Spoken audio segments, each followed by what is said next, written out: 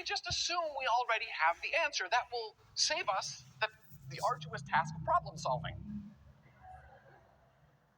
This, indeed, is the fundamental challenge of simplicity. How do we make the right assumptions so that we can see the situation clearly and not just simplistically? How do we assume simplicity wisely as opposed to foolishly?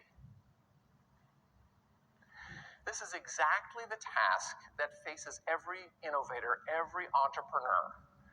When they come to my class on innovation, the first thing I tell them is, forget about changing the world.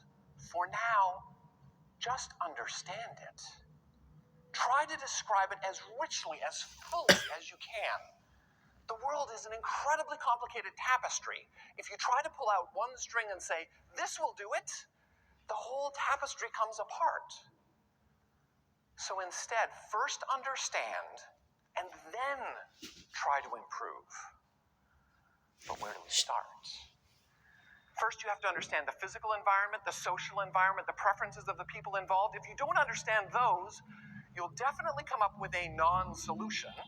But worse than that, you might actually solve a non-problem. That is, you might actually fix part of the situation that people actually enjoyed. This is the challenge. How do we simplify well?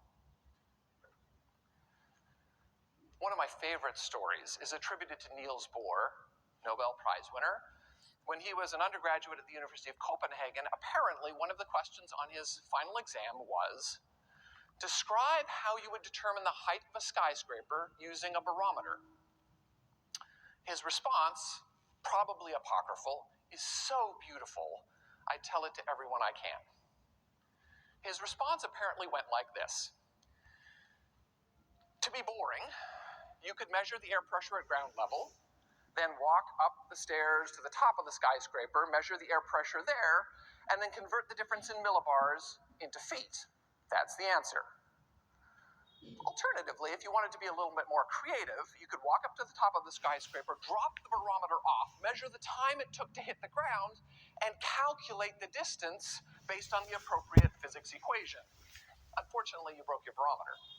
Alternatively, you could set the barometer on end, measure its height, measure the length of its shadow, measure the length of the skyscraper's shadow, and it's simply a question of proportional geometry, proportional math, to figure out how tall the skyscraper must be. Alternatively, you could tie a short piece of string to the barometer, swing it like a pendulum at ground level, swing it like a pendulum at the top of the skyscraper, and the difference in the gravitational restoring force will tell you the height of the building. Alternatively, the simplest answer is simply walk to the building custodian's door, knock, and say, I'll give you this barometer if you tell me how tall the building is. It turns out that in order to be... तो दोस्तों mister Daniel Johnson अभी सामने आए हुए हैं और आप उनकी स्पीच को सुनिए और देखिए और समझिए। जय परलोइन। Simple, you have to know a lot. You have to know all the appropriate pieces of the environment. You have to know science, you have to know social science, you have to know humanities, you have to know... Oh my gosh, it's hard to be simple.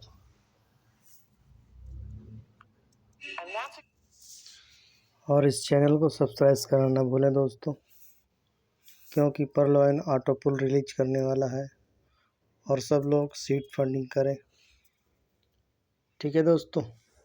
Exactly the trap that an undergraduate student and I walked into nearly 20 years ago when we first started thinking about modeling the Olympic Games. You see,